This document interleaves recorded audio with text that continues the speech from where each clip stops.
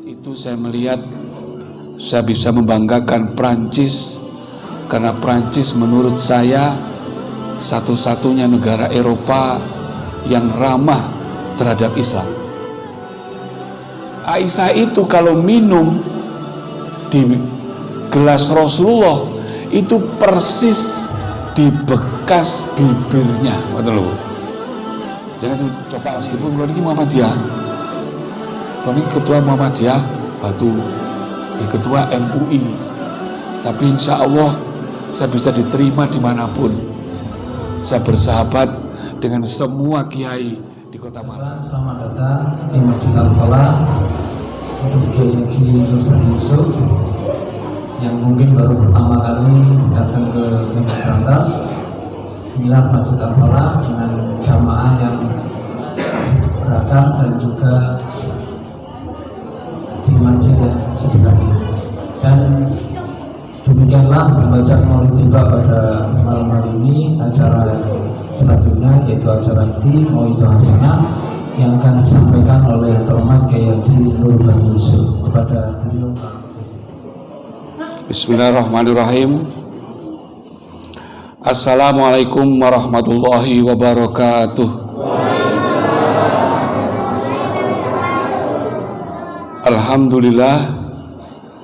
Alhamdulillahi nahmaduhu wa nasta'inuhu wa nastaghfiruh wa na'udzu billahi min sururi anfusina wa min sayyiati a'malina. May yahdihillahu fala mudhillalah wa may yudlil fala hadiyalah. Qala ta'ala fi ayatil karim, a'udzu billahi minasyaitonir rajim. Amanar rasulu bima unzila ilaihi min rabbih wal mu'minun kullun amana billahi wa malaikatihi wa kutubihi wa rusulihi la nufariqu baina ahadin min rusulihi wa qalu sami'na wa ata'na ghufranaka rabbana wa ilaikal masir. Wa qala ta'ala fi ayatil ukhra, a'udzu billahi minasyaitonir rajim.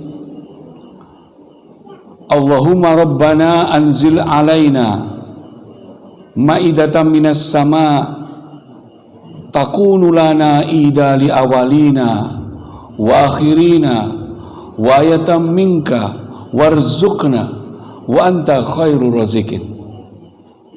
Wa qala aidan, ya ayyuhalladzina amanu kunu ansarallah kama qala Isa bin Maryam lil hawariyina man ansari ilallah qala al hawariyuna nahnu ansarallah fa amanat ta'ifah min bani Israila wa kafarat ta'ifah fa yadna alladzina amanu ala aduwihim fa asbaha dhahirin. Al ayat. Para jamaah Masjid Al-Falah yang insya Allah dirahmati Allah, puji syukur kepada Allah, malam ini kita ditakdirkan Allah memenuhi majelis Rasulullah Sallallahu Alaihi Wasallam, manusia paling mulia, manusia paling agung. Kepadanya kita beruswah, kepadanya kita berteladan di dalam kehidupan, baik ibadah mahdhah maupun ibadah ghairu mahdhah. Baginda Rasulullah Sallallahu Alaihi Wasallam adalah manusia terpuji, sebagaimana namanya. Muhammad adalah yang terpuji. Kita berlindung kepada Allah pada hari ini di Prancis. Saya pernah tinggal di Paris. Saat itu saya melihat saya bisa membanggakan Prancis, karena Prancis menurut saya satu-satunya negara Eropa yang ramah terhadap Islam. Karena itu ketika kesebelasan Prancis melawan Belanda, saya dukung Prancis karena ada Zinedine Zidane, ada Frank Ribéry, semuanya Muslim. Tapi hari ini Prancis justru menabalkan dirinya sebagai satu-satunya negara Eropa yang memusuhi Islam, karena salah satu presidennya Macron memberikan legitimasi atas karikatur. Jadi Nabi Muhammad itu digambar koyo enten TV Videotron ngoten, teng mriku digambar koyo komik ngoten.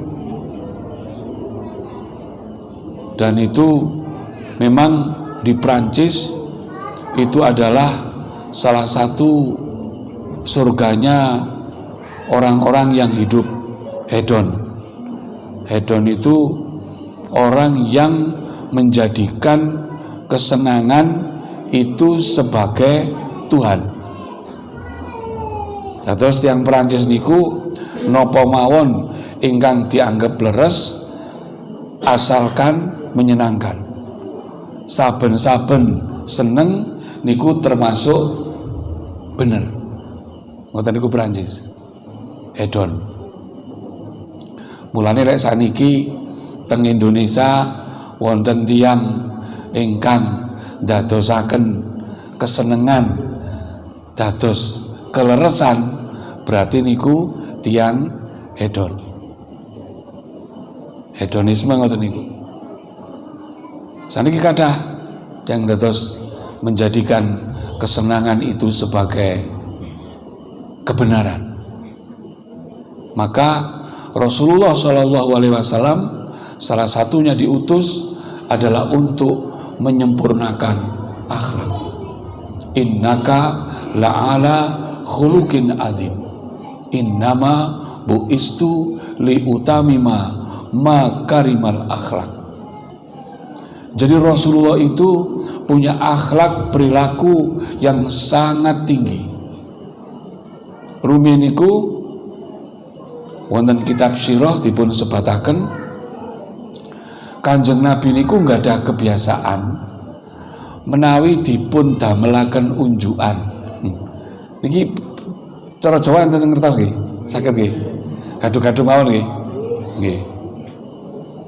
Rasulullah itu punya kebiasaan kalau di beliau itu selalu dibuatkan minuman oleh istrinya Khadijah.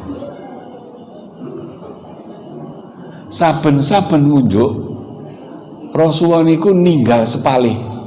Ditinggal separuh, Bu. Yang separuh diminum oleh Aisyah. Aisyah itu kalau minum di gelas Rasulullah itu persis di bekas bibirnya. Ngoten lho, Bu. Jangan dicoba nggih. Bapak-bapak di damelaken unjukan disisakno separuh. Nah, sisanya diminum persis di bekas bibirnya. Itu untuk menimbulkan rasa cinta.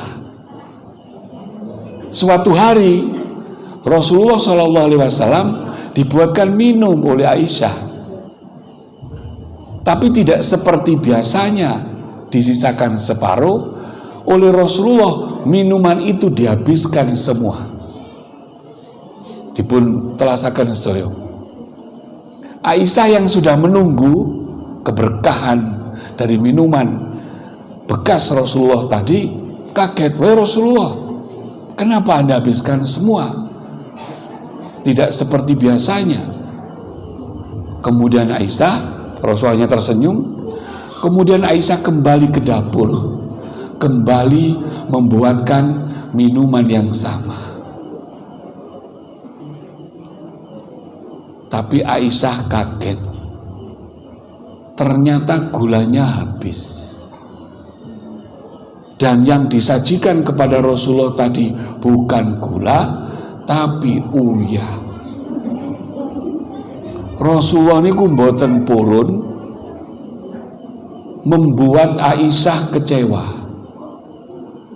Maka minuman sing asin niku wau kali Rasulullah malah dintekno biar Aisyah tidak kecewa. Maka ibu-ibu dicoba mawon. Bapak-bapak saking kerja didamelaken teh disukani uyah. Kinten-kinten ya nopo reaksi nih coba mawon lho. Lah kula buanting mun kelas itu Rasulullah. Rasulullah itu kalau beliau suka, beliau tersenyum. Kalau tidak suka, beliau diam. Ini kalau Kanjeng Nabi. Ini akhlak di rumah tangga, akhlak yang paling kecil, tapi Rasulullah justru memulainya dari rumah. Maka sebetulnya mencintai Rasulullah itu adalah termasuk melakukan sunnah-sunnah seperti ini. Sunnah Rasulullah misalnya dalam hal makan, perilaku Rasulullah dalam hal makan dan minum itu sekarang malah dipakai menjadi etikat makan di hotel bintang 5. Tapi sayangnya kita lupa, bahkan banyak umat Islam yang tidak lagi memahami ajaran Rasulullah tentang cara makan. Rasulullah itu kalau makan tidak pernah dengan tangan kiri, tapi selalu dengan tangan kanan. Kalau minum 3 kali teguk sekali napas.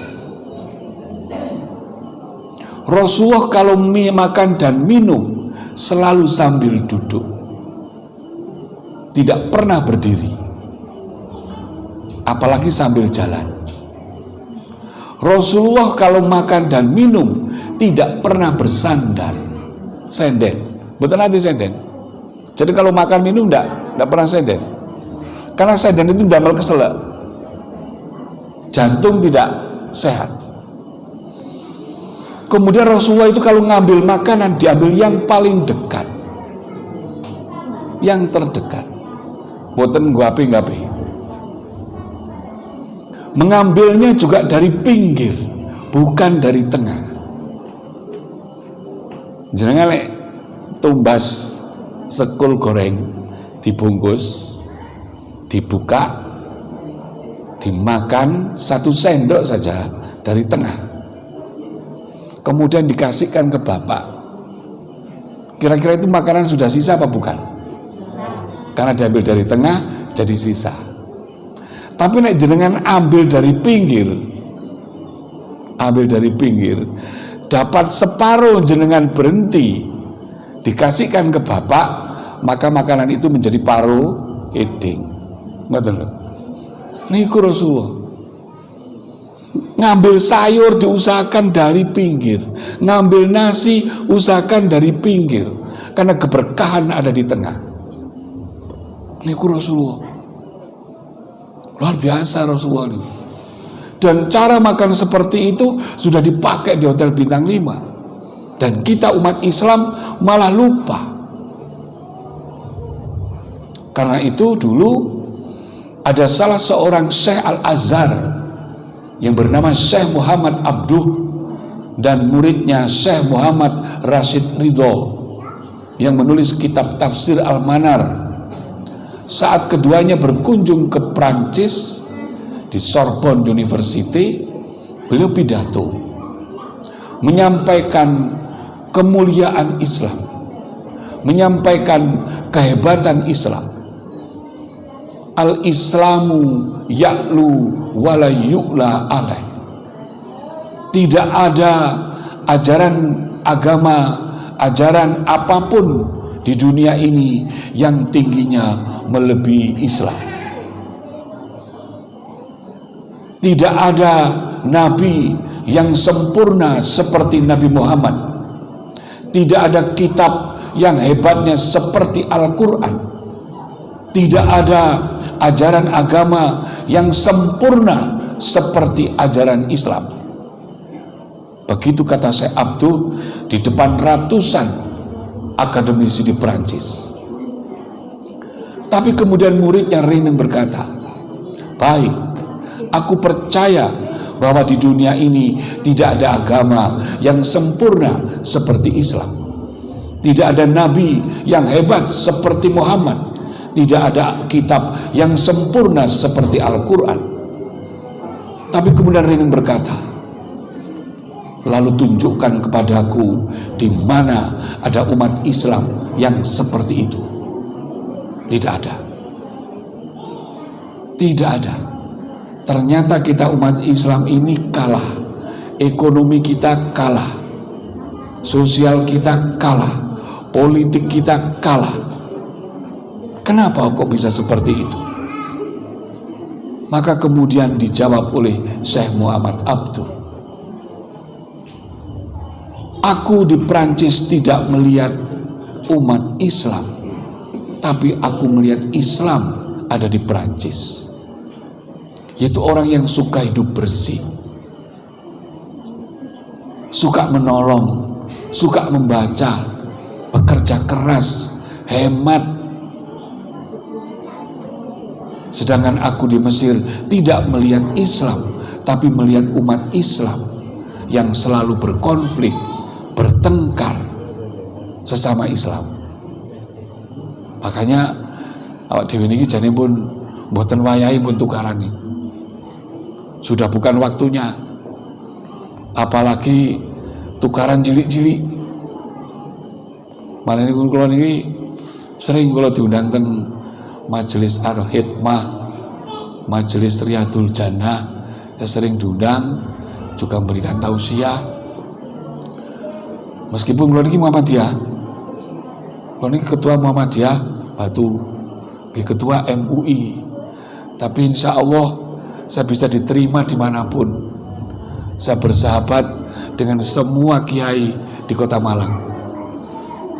Saya menjadi santrinya Kiai Marzuki Mustamar. Saya berkawan dengan Habib Jamal. Saya berkawan dengan macam-macam, semuanya saya berkawan. Dan kami tidak pernah membicarakan sing remeh-temeh. Selawat dimini kira bahas sing kecil-kecil, Masya Allah, pun boten enten telasi. Jangankan dengan sesama nopo, selain ormas, wong dengan sesama ormas mawon. Kula niki teng Muhammadiyah mawon, urusan kecil gegeran. Teng masjid kula niku gegeran. Salat sing siji ukal karo teng masjid. Perkara kate sujud. Dengkuli dhisik napa tangane dhisik, ngoten iki. Sing dengkuli dhisik jarene kaya asu kate turu lho. Sing tangane dhisik jarene kaya unta kate turu lho. Akhire sing situ ngilono unta, kon asu, kon unta lho kajenge salat. Gegeran malih waktu kajenge tangi teko sujud, tangane beber napa gegem. Oh, enten to. Wonten sing beber, wonten sing gegem. Gelut. Hal-hal kecil seperti itu. Dan sekarang ini kita banyak. Karena itu menurut saya sekarang ini yang lebih kita utamakan adalah saling menghormati, saling menghargai. Imam Asy-Syafi'i pernah menyatakan bahwa nasihat yang disampaikan di depan orang banyak maka akan berbalik menjadi laknat. Karena itu nasihat yang paling baik adalah disampaikan di saat sepi. Imam Ahmad dalam kitab manakibnya pernah memberi nasihat kepada salah satu santrinya. Imam Ahmad dalam majelis itu berkata begini, kaya ngeten iki ditakoni, ditangleti kalian santri ini. Wah Imam, apakah ketika kita wudu menyela-nyelai jari tangan dan menyela-nyelai jari kaki itu sunnah? Nopo jawaban Imam Ahmad? Tidak. Al-Atha, salah seorang muridnya, sudah pernah mendengar hadis yang menyatakan bahwa menyela-nyelai jari dan jari tangan dan jari kaki pada saat wudhu adalah sunnah. Tapi apakah Al-Atha langsung ngacung? Boten. Menunggu semua kawan-kawannya pulang. Setelah semua kawan-kawannya pulang, Al-Atha kemudian mendekat, bertakzim, hormat. Dia berkata, wahai guru, sesungguhnya aku mendengar hadis yang menyatakan bahwa menyela-nyelai jari tangan dan jari kaki adalah sunnah. Berkata begitu dengan takzim dan suara yang lemah lembut. 1 minggu kemudian, di majelis yang sama, Imam Ahmad berkata, menyela-nyelai jari tangan dan kaki adalah sunnah. Ngoten. Itu akhlak Rasulullah, ditiru oleh para ulama-ulama kita. Karena itu Hudratus Syekh Hasyim Asy'ari menyatakan begini, I'lam anadiluka li ustadika idzuka wa tawaddu akaluhu rif'atuka wa khidmatakan lahu wa barakatun laka.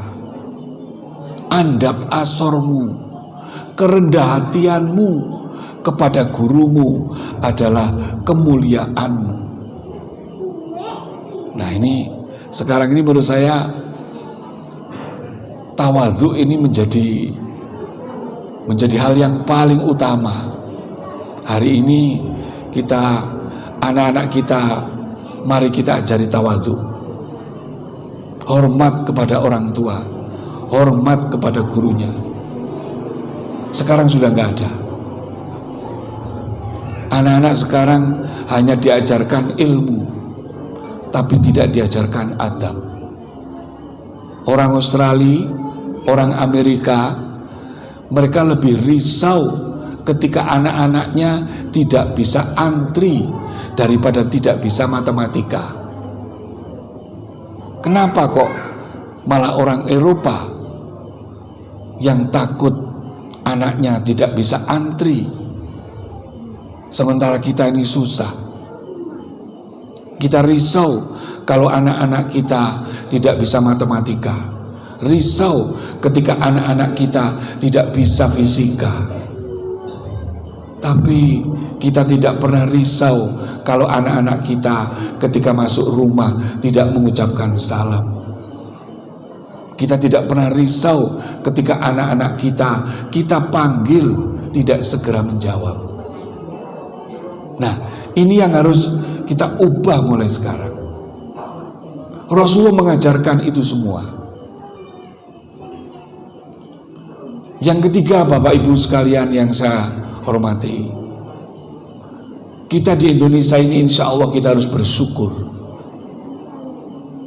Indonesia ini menurut saya adalah negeri surga. Tidak ada di dunia ini negeri yang indahnya seperti Indonesia. Buah-buahan kita berlimpah, makanan kita berlimpah, sayur-sayur berlimpah. Orang Eropa, orang Amerika, kalau sudah pernah tinggal di Indonesia, makan rujak cingur, makan rawon, makan soto, pulang, semua makanan mereka sudah nggak ada yang enak. Insya Allah menawi panjenengan pun umroh utawi haji, jenengan bedaaken rawon teng Mekah Madinah kali rawon nguling, kali rawon putih ini, jenengan bedaaken. Kenapa? Karena di Mekah tidak ada pohon keluak. Di Indonesia itu Masya Allah di Indonesia itu semua tersedia berlimpah ruah. Bahkan Portugis, Belanda menjajah ke negara kita hanya untuk ingin mendapatkan rempah-rempah. Dan ingin mendapatkan rempah gratis, kita dibawakan racun dari Tibet. Kita dibawakan racun dari Tibet. Nopo racun itu? Lombok. Ternyata racun yang berupa lombok itu oleh orang Indonesia malah dipakai lalapan. Level telu, level pitu, level songo. Lombok itu racun dan kita buat lalapan. Molen kita makan. Nemu jenengan nanti dar molen. Itu semuanya ada di Indonesia, berlimpah ruah. Berlimpah ruah. Makanya kita mesti bersyukur. Indonesia dibandingkan Singapura misalnya, satu kali orang Indonesia sarapan sekali saja bisa dipakai makan orang Singapura setahun. Kenapa? Nah, karena memang jumlah penduduk kita hampir 260 juta.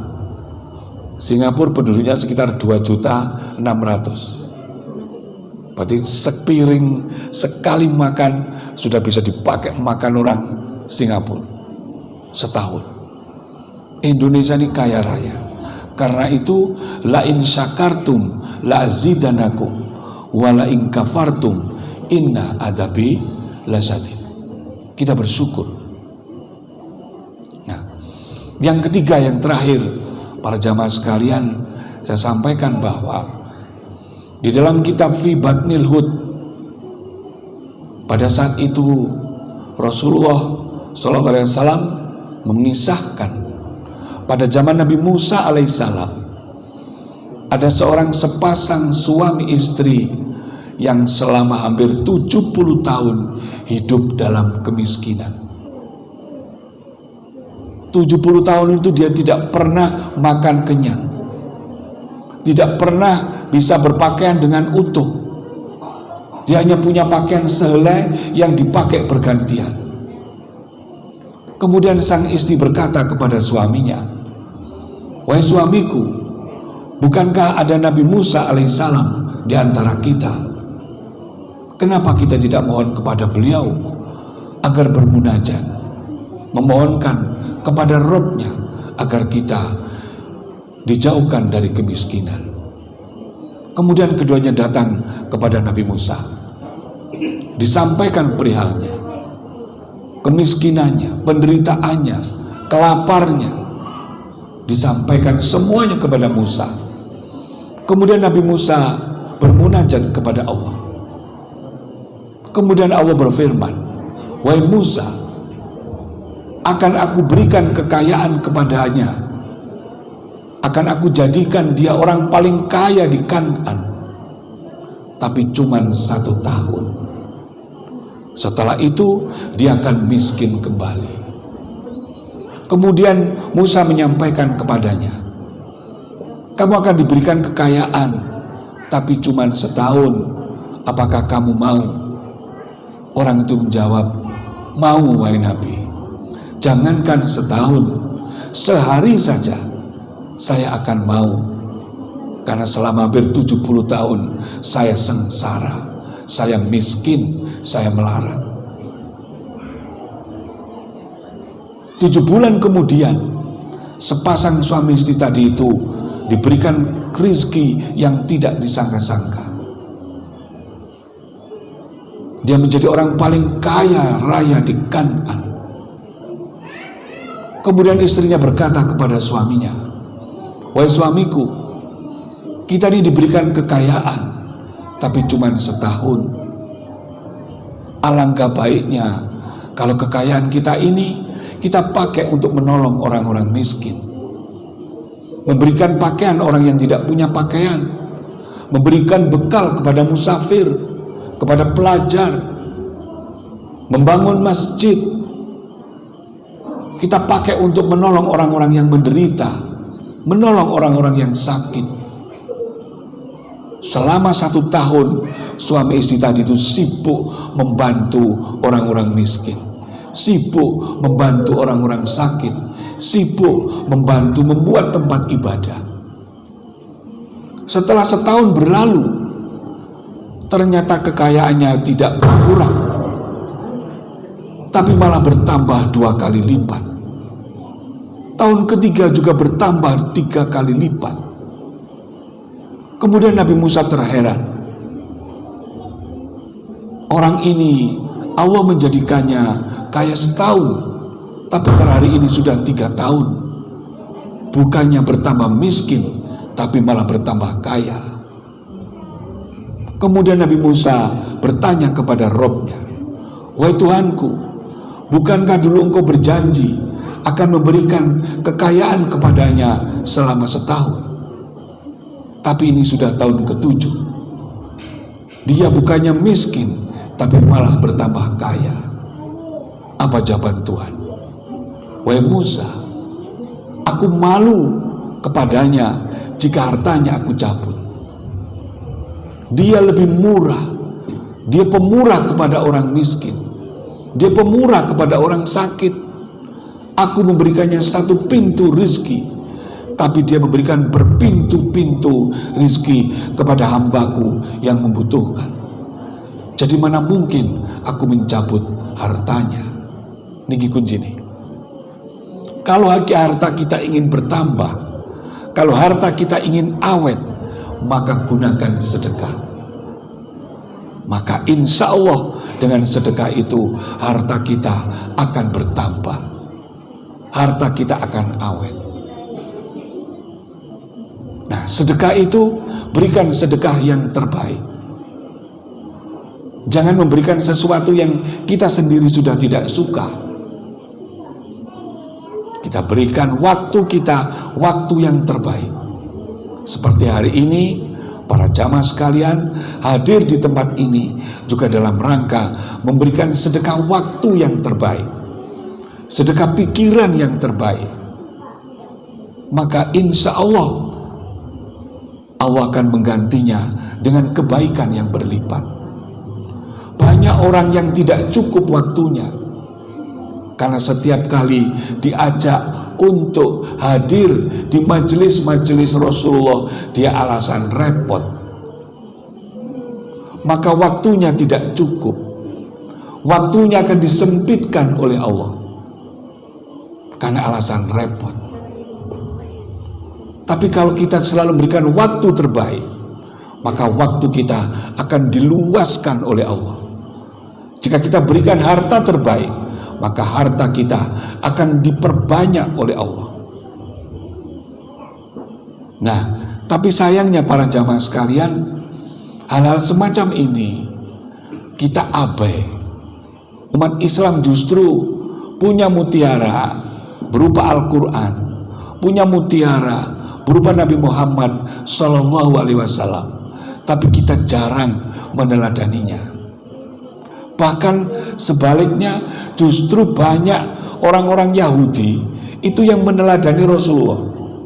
Meskipun mereka mengingkari keberadaan Nabi Muhammad, tapi banyak ajaran-ajaran Islam yang dicuri, diamalkan oleh orang Yahudi.